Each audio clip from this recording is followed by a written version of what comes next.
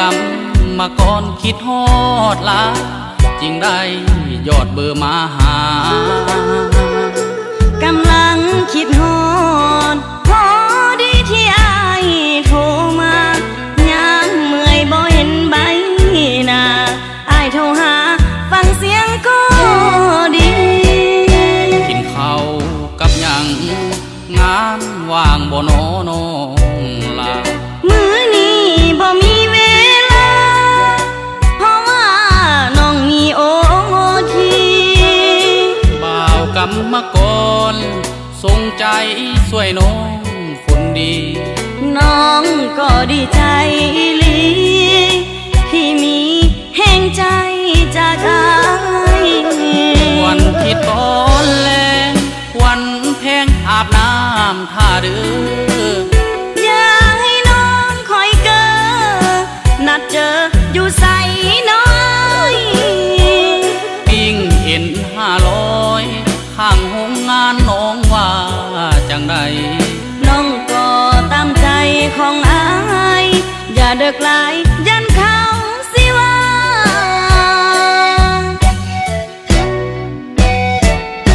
สิได้บ่นาอายมาสู่ขอปีนี้ให้อายนั้นคิดดีดีน้องนี่บ่มีปัญหาดีใจดีอายบ่าวกำมากรบ้านนาสาวโรงงานมาจากภูผาความวิวาฮักกันจนตาย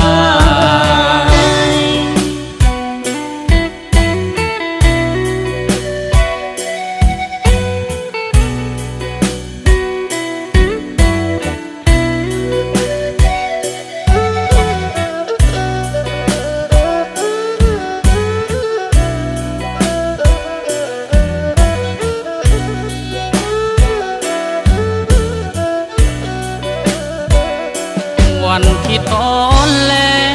วันแพงอาบน้ำท่าเรืออย่าให้น้องคอยเกอนัดเจออยู่ใส่น้อยปิ้งเอ็น500ข้างโรงงานน้องว่าจังใดน้องก็ตามใจของอายอย่าเดึกหลายยันเขาสิว่า